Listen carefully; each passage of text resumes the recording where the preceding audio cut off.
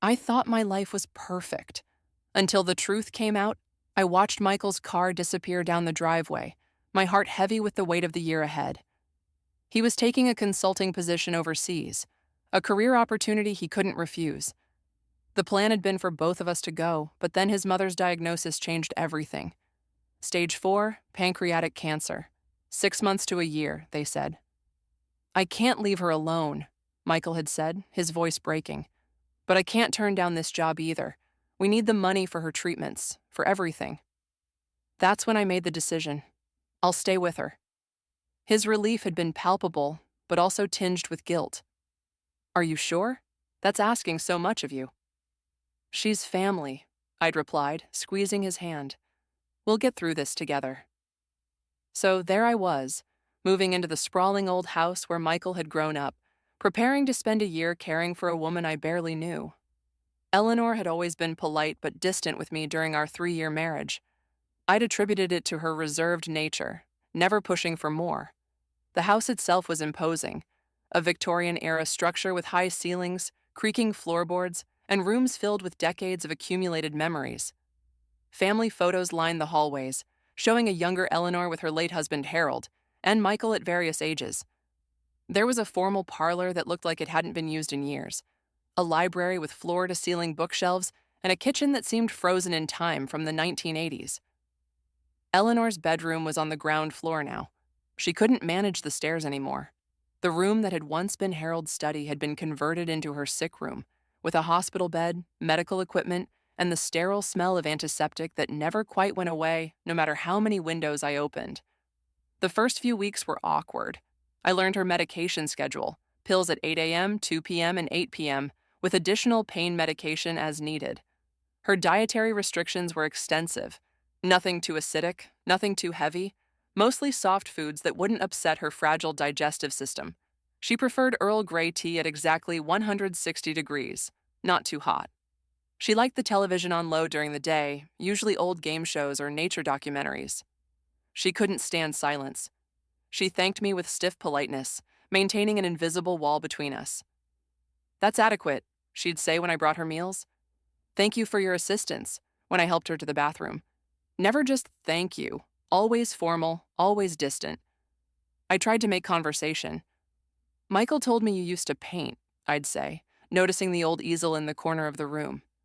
That was a long time ago, she'd reply, closing the subject. This house is beautiful. How long have you lived here? 43 years. Nothing more. It was exhausting, this one-sided attempt at connection. But I persisted, partly because I genuinely wanted to know her, and partly because the alternative was spending a year in near silence with a dying woman who barely tolerated my presence. Michael called every few days at first. The conversations were brief, distracted. How is she? He'd ask. The same, a little weaker maybe? And you? You're doing okay? I'm fine, just tired. I miss you, he'd say. But even through the video call, his eyes looked elsewhere, his mind clearly occupied with other things. Miss you too, I'd reply automatically, the words feeling hollow even as I said them. Then came the night everything shifted. It was 3 weeks into my stay. I'd been dozing in the uncomfortable chair beside Eleanor's bed. I'd taken to sleeping there on her worst nights, when the pain was too intense and she needed medication every few hours. The chair was an ancient recliner that Harold had apparently loved, worn leather that smelled of old tobacco and thyme. I'd been dreaming of something I couldn't quite remember when I heard her crying. Not the quiet tears I'd witnessed before when the pain got too bad, but deep, anguished sobs that shook her frail body. I jolted awake and rushed to her side. Eleanor, what's wrong? Are you in pain? Do you need more medication? She clutched my hand with surprising strength for someone so weak. No, it's not that. She was gasping between sobs. I need to tell you something before it's too late, before I lose my nerve again. My stomach tightened with instinctive dread. What is it? You're scaring me. Good, I should scare you. You should be scared. Her eyes, hollow from illness and medication, locked onto mine with startling clarity. Michael isn't who you think he is. She took a shaking breath. And this year apart, it wasn't about the job. I felt the room tilt, the floor seeming to shift beneath my feet. What do you mean? He's having an affair. Has been for 8 months. The words hung in the air like poison, each one landing like a physical blow. With his colleague Jennifer, the overseas position, they're together there. They're living together. No.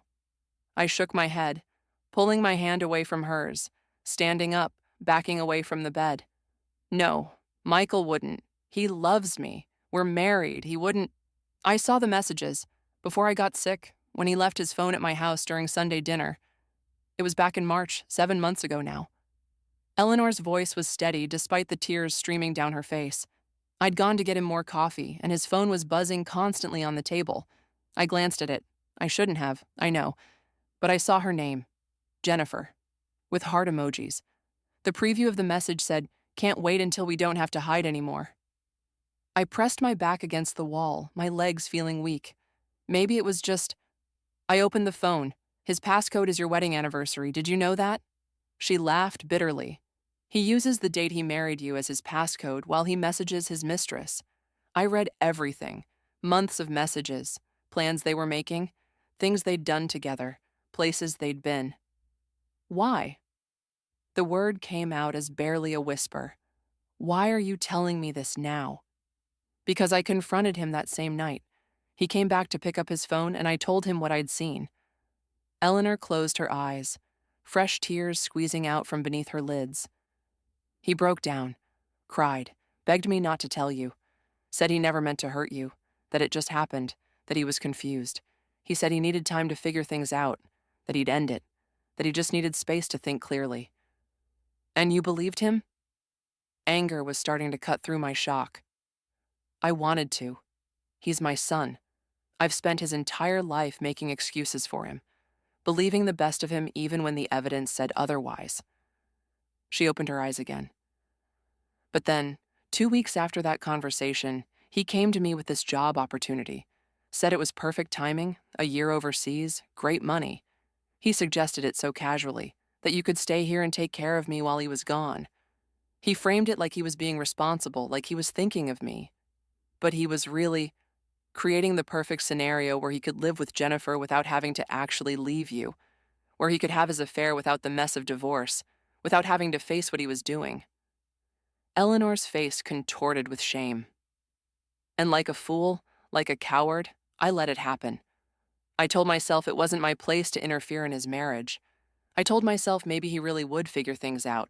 Maybe the distance would make him realize what he was losing. I told myself 1,000 lies, because the truth was too ugly. I slid down the wall until I was sitting on the floor, my arms wrapped around my knees. The room was spinning. When did you get your diagnosis? The same week he left. The timing was almost perfect for him, wasn't it? The bitterness in her voice was palpable. He got to look like the devoted son, leaving his wife to care for his dying mother, when really he was just running off to play house with his mistress while leaving you here to deal with the hard, ugly reality of death. He knew, I said slowly, the realization hitting me. When he left, he knew you were sick. We'd gotten the initial concerning test results the week before. He didn't wait for the final diagnosis. He just left. Eleanor's voice broke. And I've been lying here for 3 weeks, watching you care for me with such kindness, such patience, knowing what you didn't know, knowing that you gave up a year of your life for a man who's betrayed you in the worst possible way. I couldn't speak, couldn't think. My mind was racing through every conversation, every moment of the past months. The way Michael had been so quick to suggest I stay behind. His relief when I agreed. Relief I'd interpreted as gratitude, but now saw as something else entirely. The infrequent video calls, always with excuses about time zones and work schedules. The way he never wanted to talk for long, always claiming exhaustion or upcoming meetings. The last time we'd video called, had I seen a glimpse of a woman's sweater on the back of a chair behind him? Had I dismissed it without really thinking about it? Why didn't you tell me? My voice came out as a whisper, but there was steel beneath it. Why did you let me come here, let me upend my entire life without telling me the truth? Because I'm weak. Eleanor's voice was raw with self-loathing. Because he's my son, and I chose him over doing what was right. Because I told myself it wasn't my place, that it wasn't my business, that maybe I was wrong even though I knew I wasn't. Because I'm dying and I wanted to spend whatever time I have left with my son, even a son who would do something so terrible. But you're telling me now, because I can't die with this on my conscience. She reached toward me, though I was too far away for her to touch. Because every day I watch you. You bring me meals. You read to me when I can't sleep. You hold my hand during the bad nights. You never complain, even though I've been nothing but cold to you. And I realized, you're not just my son's wife that I barely know. You're a good person who deserves so much better than the lies I've let continue. There's more, isn't there? I could see it in her face. You didn't just see some messages. You've been, what, investigating? Eleanor nodded slowly. After I got the diagnosis, after he left, I couldn't stop thinking about it. I needed to know the truth, all of it. So I hired a private investigator. Cost me nearly $10,000, but I needed to know what was really happening over there. She reached for a folder on her nightstand with shaking hands. I got the final report last week. I've been trying to work up the courage to show you ever since. The investigator was very thorough. With legs that felt like they belonged to someone else, I stood and walked back to the bed. I took the folder from her trembling hands. It was thick, stuffed with papers and photographs. "I'm sorry," Eleanor whispered as I opened it. The first photo made my breath catch. Michael and a beautiful blonde woman, Jennifer, I assumed, walking hand in hand through what looked like a European street. They were laughing, looking at each other with such open affection that it made my chest ache. They looked like any normal couple, happy and in love. The next photo showed them at an outdoor cafe, sitting close together, his arm around her shoulders. Then one of them kissing on a bridge at sunset, the image so romantic it could have been from a movie. I flipped through more photos, each one driving the knife deeper. Them grocery shopping together, pushing a cart like a domestic couple, entering an apartment building together, her head on his shoulder, coming out of what looked like a gym, both in workout clothes, him carrying her gym bag. There were bank statements showing payments for a 2-bedroom apartment. The investigator had included a note. Subject and Jennifer Harris have been cohabiting at this address since September 3rd. Lease is in both names. September 3rd, 5 days after he left. There were screenshots of social media, Jennifer's Instagram set to private, but the investigator had managed to get access. Photos of food, of sunsets, of city views. Never of Michael directly, but sometimes his hand in the frame or a reflection in a window. Captions like, "Home sweet home" and "Happy" and "Finally found my person." The final section was the worst. Printed text messages, pages and pages of them. The investigator had somehow gotten access to their communication. I didn't want to read them, but I couldn't stop myself. Michael. Just got off the video call with her. God, I feel like such a fraud. Jennifer. You're not a fraud, baby. You're in an impossible situation. Your mother is dying. You can't just abandon your wife right now. Michael. I know. I just hate lying to her. She's being so good about everything. Taking care of Mom so I don't have to. Jennifer. She sounds like a really nice person. Michael. She is. That's what makes this so hard. She doesn't deserve this. Jennifer. Then maybe you should tell her. Maybe you should just be honest. Michael. I can't. Not while Mom is dying. It would destroy everything. And honestly, Jen, I don't know if I can handle that conversation right now. I just want to enjoy this time with you, in our own little bubble. We can deal with reality later. Jennifer. How much later? Michael. Mom's prognosis is 6 to 12 months. After she passes, after the funeral, I'll tell her everything. I'll file for divorce. We can start our life together properly. Jennifer. What if she lasts longer than that? Michael. She won't. The doctors were pretty clear. 6 months, maybe 8 at most. My hands were shaking so badly I almost dropped the papers. He was betting on his mother's death, planning his new life around the timeline of her dying. I kept reading, unable to stop even though every word felt like acid. Michael. Mom asked about you today. Asked if I was talking to anyone from work. I think she suspects something. Jennifer. What did you say? Michael, told her you were just a colleague, that we work closely on projects. She looked at me like she didn't believe me, but what can she say? She's too sick to push the issue. Michael, definitely. I always wanted to be a dad. With you, I can actually imagine it. I'd wanted children. We'd talked about it before he left, about maybe starting to try when he got back. He'd seemed enthusiastic. Now I knew he was planning a family, just not with me. One message made my blood run cold, made my stomach turn with a nausea that had nothing to do with the late hour. Jennifer, your mom's been sick for 3 months now. How is she doing? Michael, not great. She's deteriorating faster than expected. Could be any time now, honestly. The home hospice nurse said maybe a few more weeks.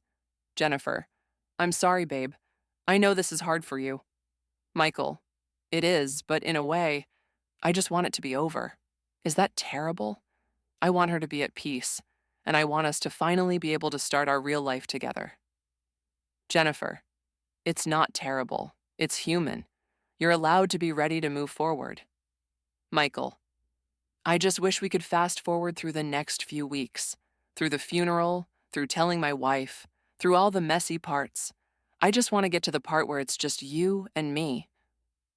That was dated 3 days ago. I dropped the folder, papers scattering across the floor. I couldn't breathe, couldn't process what I'd just read. This wasn't just an affair. This was a complete betrayal, a calculated plan, a life he'd built while I held his dying mother's hand. He wants you to die, I said to Eleanor, my voice hollow. He's waiting for you to die so he can start his new life. I know. Eleanor was crying again. I've known since I read those messages. My son, the boy I raised, is counting down the days until I'm gone so he can run off with his mistress. I started to laugh, a wild, hysterical sound that scared me. I gave up everything. My job gave me unpaid leave, but they made it clear if I didn't come back after the year, I'd be replaced. I left my friends, my life, my apartment. I came here to care for a woman I barely knew because I loved my husband, and I thought it was the right thing to do. I know, Eleanor whispered, and he's been living with her. This whole time, playing house, planning a future, waiting for you to die so he can move on without any inconvenient mess. I was pacing now, my hands clenched into fists. What kind of person does that? My son, apparently. Eleanor's voice was filled with a pain that went beyond the physical. I failed him. I raised him to be selfish, to think the world revolved around him. His father died when Michael was 12, and I gave him everything. Made excuses for every bad behavior. Told him he was special, that he deserved the best. I created this monster. Don't. I stopped pacing and looked at her. Don't take responsibility for his choices. He's 34 years old. He knows right from wrong. He chose this. But I enabled him his whole life. Every time he did something wrong, I smoothed it over. When he cheated on tests in high school, I blamed the teachers for not engaging him. When he got caught drinking and driving in college, I hired an expensive lawyer and made it go away.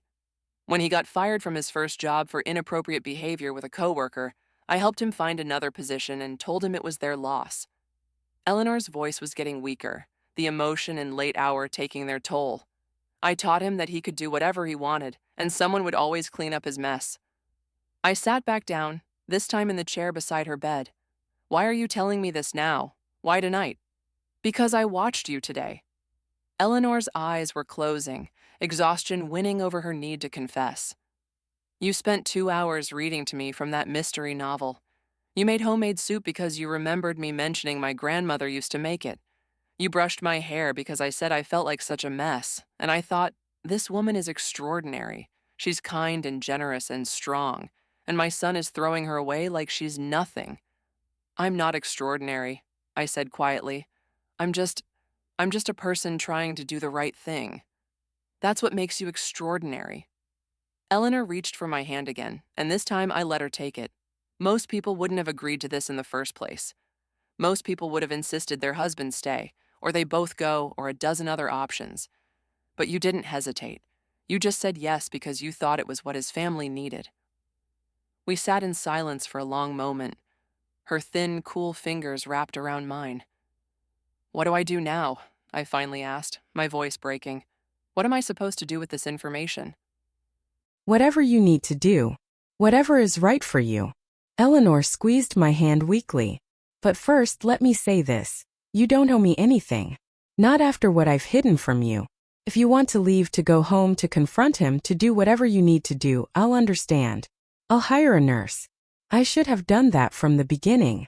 I looked at this dying woman who'd just blown up my entire life. And I felt something unexpected. Compassion.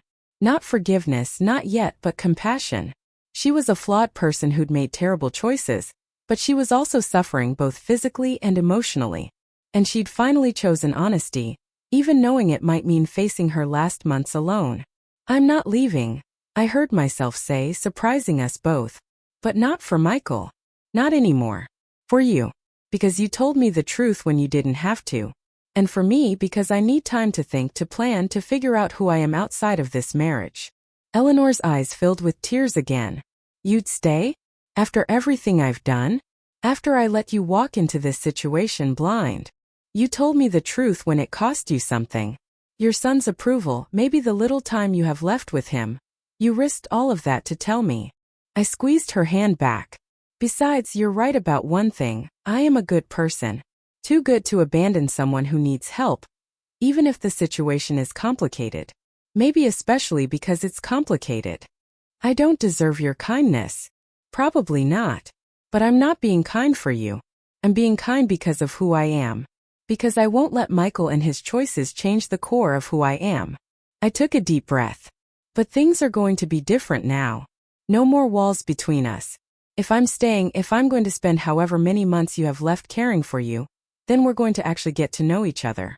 Really know each other." "Agreed." A small smile crossed Eleanor's face, the first genuine smile I'd seen from her. "Agreed. And I need you to tell me everything. About Michael's childhood, about your marriage, about your life.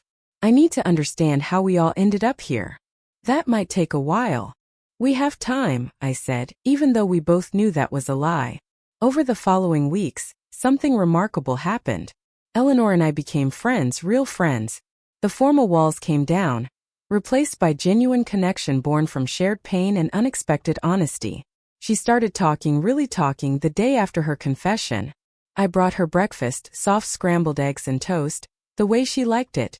And instead of her usual polite thanks, she patted the bed beside her.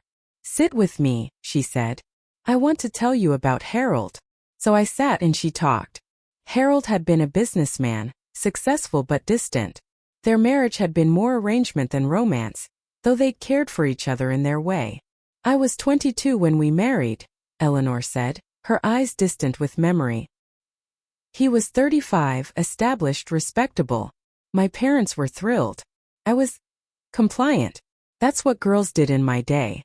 You married well, you made a home. You didn't ask too many questions about where your husband spent his evenings. He had affairs?" "Almost certainly. I never confirmed it, never looked too closely. I told myself it didn't matter as long as he was discreet, as long as he provided for us." She laughed bitterly. "Sound familiar?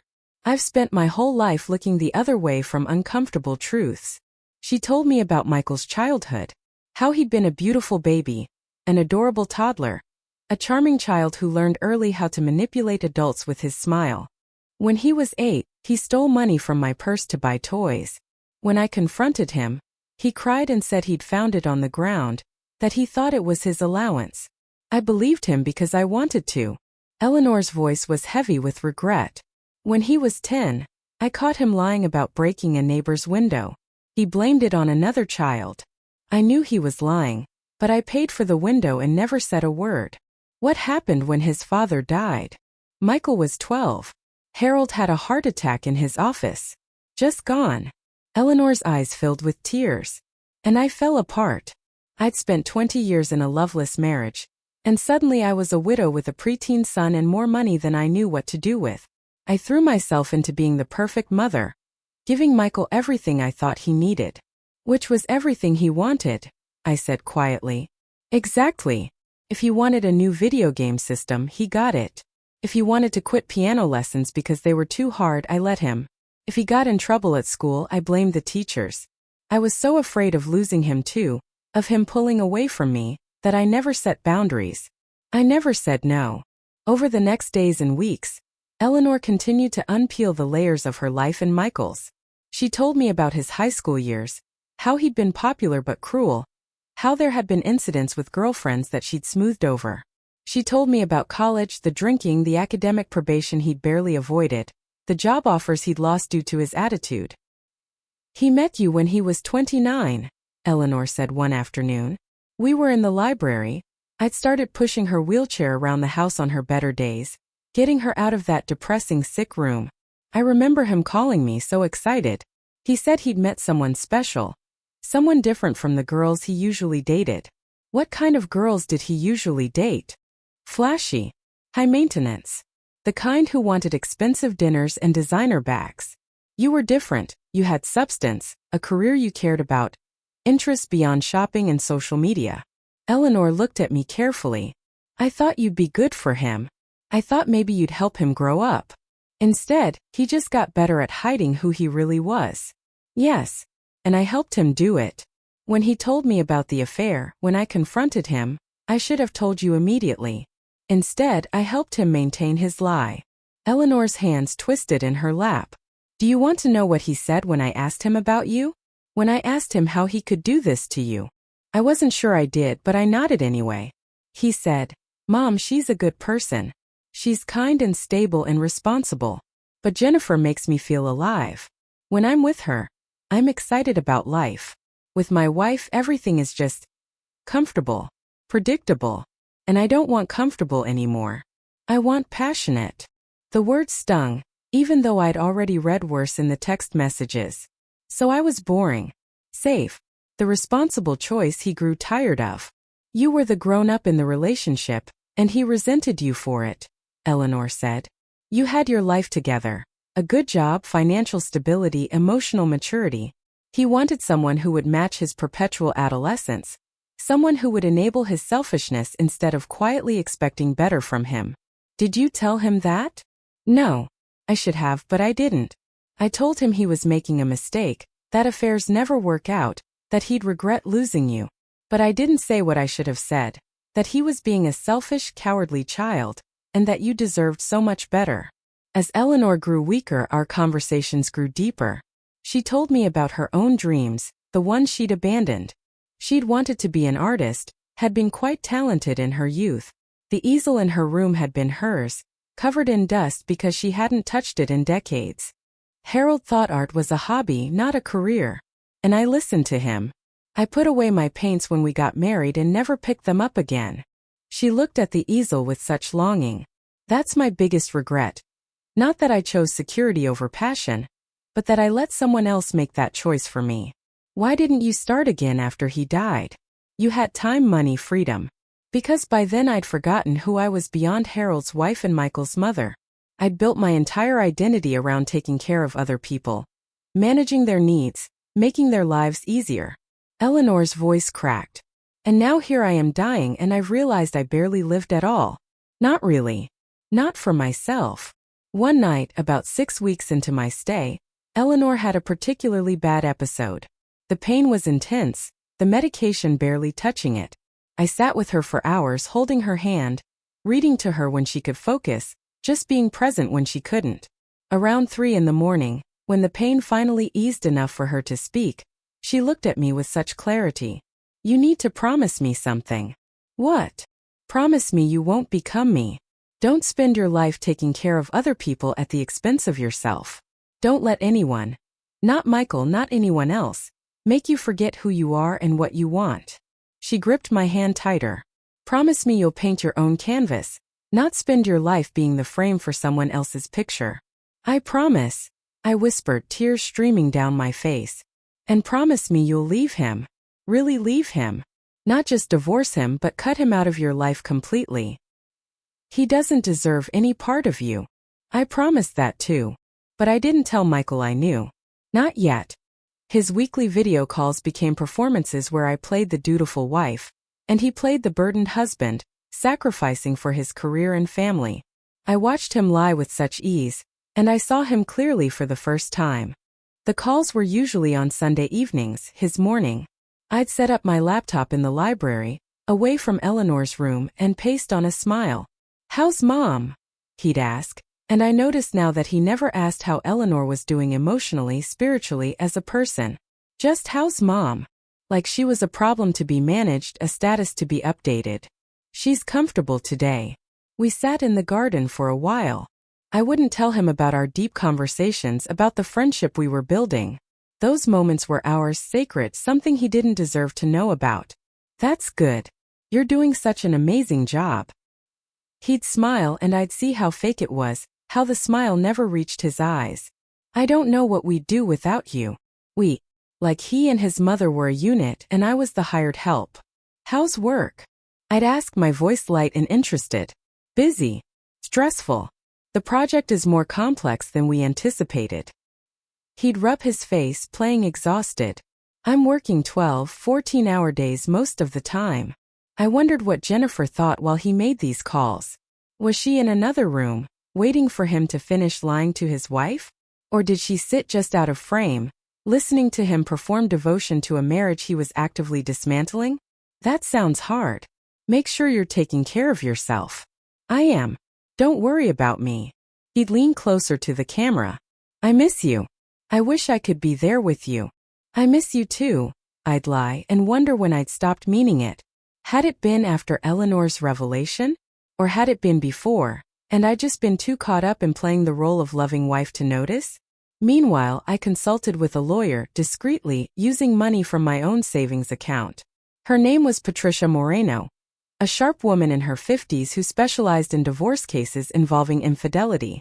I met her at her office during one of Eleanor's better days, when a hospice nurse could stay with her for a few hours.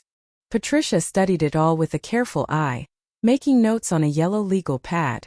When she finished, she looked at me with something like admiration. "This is one of the most well-documented cases of infidelity I've seen. Your mother-in-law's investigator was very thorough. So what does this mean for the divorce?" "It means you have significant leverage. In cases of proven infidelity, especially when documented this extensively, judges tend to be favorable to the wronged party. You could likely get a very favorable settlement." We spent 2 hours going over everything: our assets, joint accounts, property, my employment situation. Michael made more money than me, but I'd contributed significantly to our savings. We owned a small condo together, which we'd been renting out since he took the overseas position. "The house you're staying in now, Eleanor's house. That's not a marital asset." "No, it's solely in her name. But she's told me she's leaving it to me in her will." Patricia's eyebrows rose. "That's unusual. Her son might contest that." "Let him try." I felt a fierce protectiveness rise in me.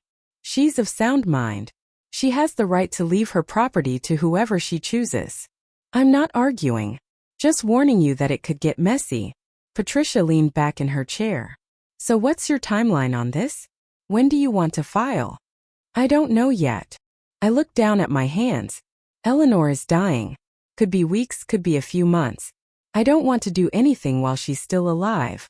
She's been through enough, and I don't want her final days disrupted by legal battles and Michael's anger." "That's very compassionate of you, especially considering she kept the affair from you for months." "She made a mistake. A big one. But she corrected it and she's paying for it every day. She knows her son is waiting for her to die so he can move on with his life. That's its own kind of hell." I met Patricia's eyes. "I can wait a few more months. I've already spent this long living a lie.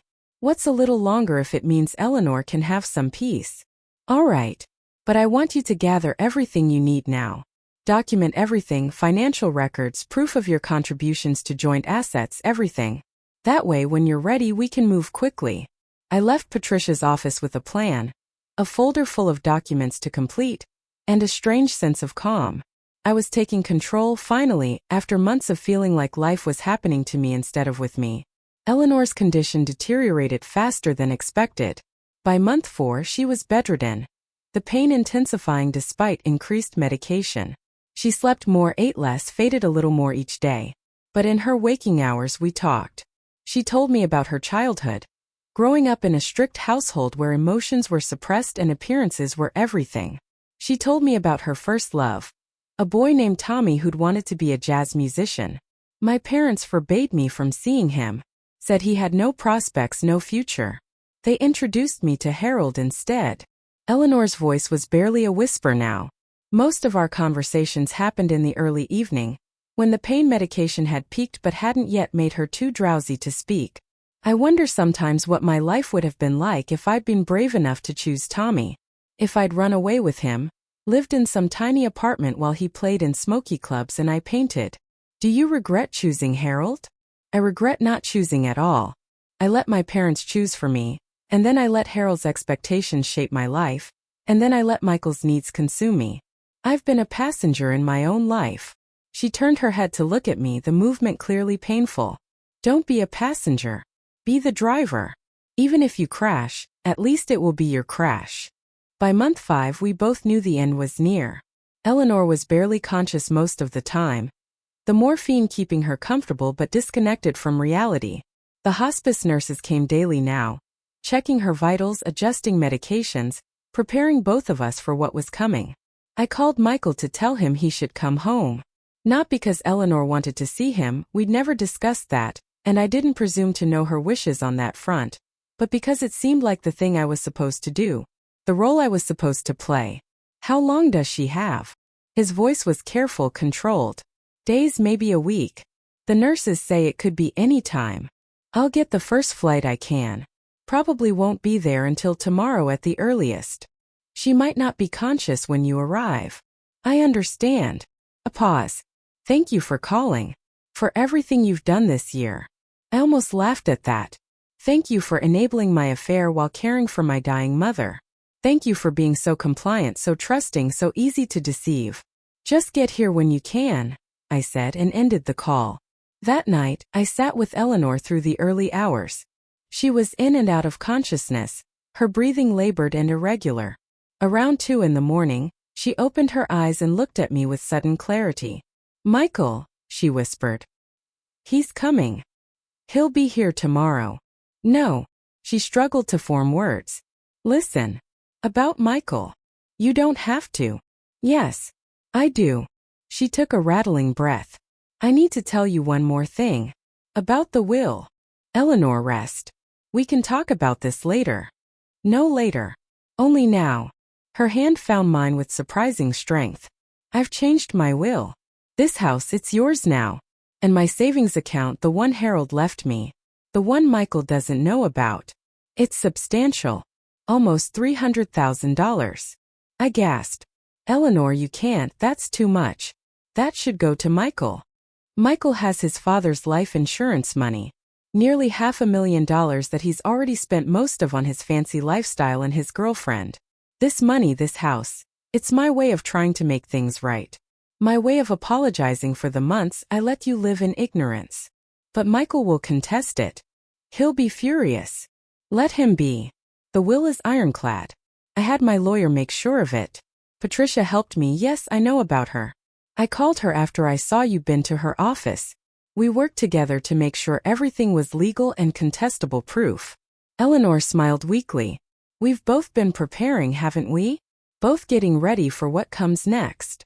I don't know what to say. Say you'll use it well. Say you'll take that money and build a life that's yours.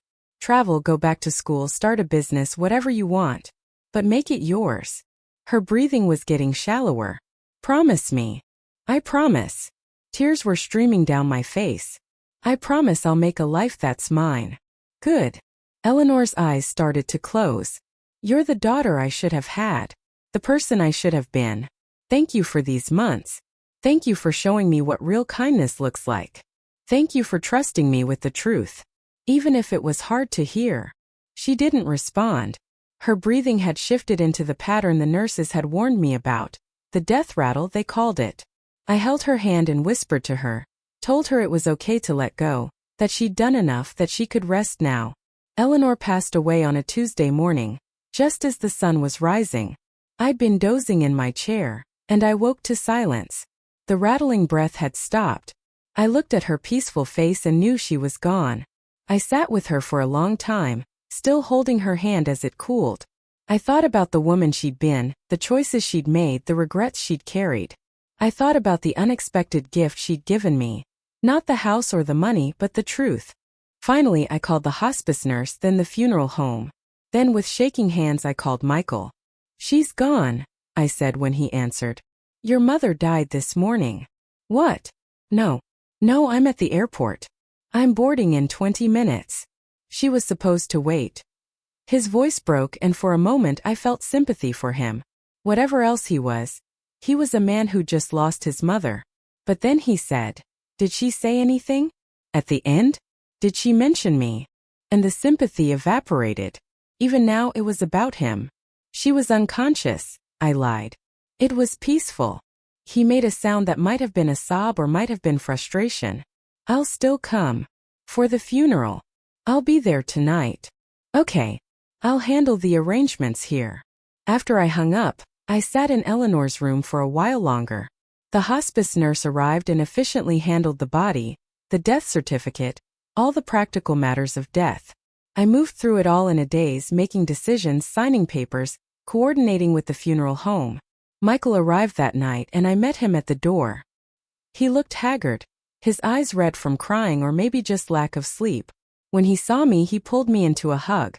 "Thank God you're here," he murmured into my hair. "I don't know how I'd get through this without you." I stood stiffly in his embrace, feeling nothing. This man who'd held me, loved me, built a life with me, he was a stranger now. A stranger who'd betrayed me in the worst possible way, and didn't even know that I knew. "I'm so sorry," I said, playing my part. "I know how much you loved her." He pulled back, wiping his eyes. "How are you? This must have been so hard being here at the end." It was. I chose my words carefully, telling a truth he wouldn't understand, but also a gift. I got to know her in a way I never had before. She was a remarkable woman. She was. He looked around the house, his childhood home, seeing it with new eyes. "I can't believe she's really gone." Over the next few days, Michael threw himself into funeral arrangements. We chose a casket, planned a service, wrote an obituary. He played the grieving son perfectly, and I played the supportive wife, and anyone watching would have thought we were a solid couple supporting each other through tragedy. But at night, sleeping in separate rooms, him in his childhood bedroom, me in the guest room I'd been using, I lay awake and thought about what came next. About the conversation we'd have to have. About the life I was about to blow apart. The funeral was on Saturday, exactly 1 week after Eleanor's death. It was a small affair. Eleanor had outlived most of her friends, and Michael didn't have much family. There were some distant cousins, a few neighbors, some people from the church she'd occasionally attended. Michael gave a eulogy that made me want to scream. He talked about what a devoted mother she'd been, how she'd sacrificed everything for him, how much he'd loved her. He cried beautifully, his voice breaking in all the right places. I thought about Eleanor's real last months, the woman who'd finally found her voice, who'd told hard truths, who'd chosen honesty over comfort. That woman wasn't in Michael's eulogy. He was eulogizing the version of his mother who'd served his needs, not the complex, flawed, ultimately brave woman she'd actually been. After the service, after the reception at the house, after the last guests had left and we'd cleaned up, Michael poured himself a drink and sat down in the living room. "I need to talk to you about something," he said, and my stomach tightened. Had he somehow found out that I knew? Was he about to confess? "Okay," I said carefully, sitting across from him. "I spoke with Mom's lawyer yesterday. About the will." He took a long drink. "There's been some kind of mistake. He says Mom left the house to you. And a significant amount of money." "It's not a mistake." "Of course it is. This house has been in my family for generations. She wouldn't just..." He stopped, looking at me closely. "You knew about this." "She told me. Before she died." His face went through several expressions: confusion, anger, disbelief. "And you didn't think to mention it? We could have had her lawyer fix it, could have made sure." "There's nothing to fix, Michael. Your mother was of sound mind. She made a choice about how to distribute her assets. She left you your father's life insurance money, which was substantial. The house and her savings are mine. This is insane. You can't just take my mother's house." I'm not taking anything. It was given to me. I stood up feeling surprisingly calm. Your mother wanted me to have it. She had her reasons. What reasons? You barely knew her. I knew her better than you think. Better than you did, actually. We spent a lot of time talking these past months. About what? About cutting me out of my inheritance. He was getting angrier now, his face flushing red. About a lot of things. About life, regrets, choices. I moved toward the door. But this conversation isn't about the house, is it? Not really. What's that supposed to mean? This was it. The moment I'd been both dreading and anticipating. I walked to the library, pulled out the folder I'd hidden in Eleanor's old desk, and brought it back to him. What's this? Open it. He did, and I watched his face drain of color as he saw the first photo. Him and Jennifer walking hand in hand. He flipped through a few more pages, his hands starting to shake. Where did you get this? Your mother hired a private investigator. She's known about Jennifer for months. And 3 weeks before she died, she told me everything. Michael looked up at me, and I saw fear in his eyes now. Not remorse, not shame, just fear of being caught. It's not what it looks like. Don't. I held up a hand. Don't insult me with lies. I've read every message. I've seen every photo. I know about the apartment you share with her. I know about your plans for after your mother died. I know everything. He set the folder down carefully, his lawyer instincts kicking in. If you've known for months, why didn't you say anything? Because your mother was dying, and I wasn't going to disrupt her final weeks with your drama. I sat back down, feeling tired suddenly. I stayed because she needed care. And because I needed time to figure out what I wanted to do next. And what do you want? A divorce. Obviously. He nodded slowly, processing. Okay. We can do that civilly. We'll split assets fairly, go our separate ways. The house though, we need to discuss the house. I almost laughed. There's nothing to discuss. The house is mine. It's not a marital asset. Your mother left it to me specifically. Probably because she knew exactly what you'd done and wanted to make some kind of amends. She knew. Michael's voice was small. All this time she knew? She confronted you back in March, remember? And then you conveniently got an overseas job and suggested I stay here to care for her. She saw right through it, Michael. She knew you were using her illness as cover for your affair.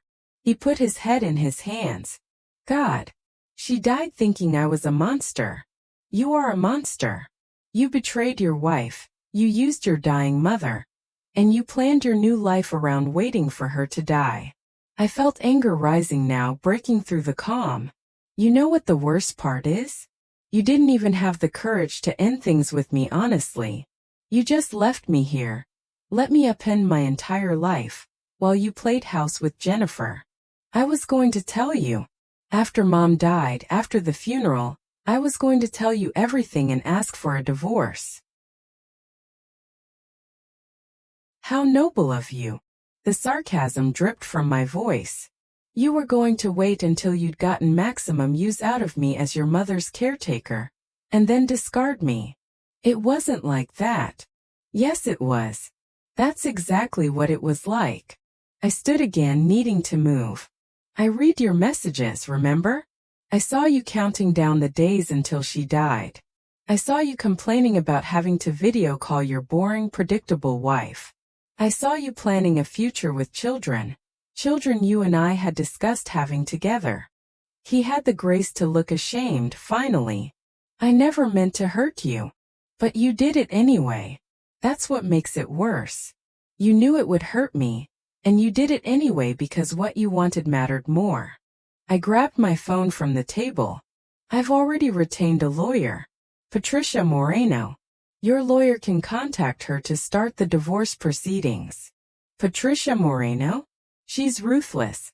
She's known for destroying husbands in court. Good. That's exactly what I was looking for. I headed toward the stairs. I'm going to bed. I suggest you do the same. You have a flight back to Jennifer tomorrow, don't you? Where are you going to go? If you're divorcing me, If you're taking my mother's house, I'm staying here. This is my house now. You're the one who needs to leave. I paused at the bottom of the stairs. You can stay tonight, but I want you gone by noon tomorrow. After that, all communication goes through our lawyers. You can't just kick me out of my childhood home. It's not your home anymore. It's mine. Your mother made sure of that. I started up the stairs, then stopped and turned back. Oh, and Michael? Your mother's last words to me were about you. She said you were the daughter she should have had. She said I showed her what real kindness looked like. So you can add that to the things you destroyed, your mother's love and respect.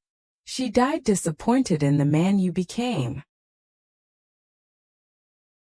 I didn't wait for his response. I climbed the stairs to the guest room that had been mine for 5 months, locked the door, and finally let myself break down. I cried for Eleanor, for the friendship we'd built too late. I cried for the year I'd given to this family, for the marriage I'd believed in, for the man I'd thought I'd known. But underneath the tears there was something else. Something that felt like relief, like freedom, like the first breath after being underwater too long. When Michael left the next morning, earlier than noon, without saying goodbye, I stood at the window and watched his rental car disappear down the driveway, just like I'd watched him leave a year ago. But this time I felt nothing but relief. I stood at that window for a long time after Michael left, looking out at the garden Eleanor and I had sat in together on her better days. The house was mine now. My life was my own now. And for the first time in longer than I could remember, I felt like I could finally breathe. But this isn't the end of the story. What happened next? The divorce battle, Michael's desperate attempts to contest the will, Jennifer's unexpected role in everything, and the shocking discovery I made while going through Eleanor's belongings. That's a whole other chapter. If you want to know how I rebuilt my life from the ashes of that betrayal, what really happened when Michael and Jennifer's perfect bubble burst, and the final secret Eleanor left for me to find, well, you'll have to come back for part 2. Don't forget to subscribe and hit that notification bell so you don't miss what happens next. Trust me, you won't believe where this story goes. Comment below. Would you have stayed to care for Eleanor after finding out the truth? Or would you have left immediately? I want to hear your thoughts. And if you've experienced anything similar, betrayal, complicated family dynamics, or having to make impossible choices, know that you're not alone.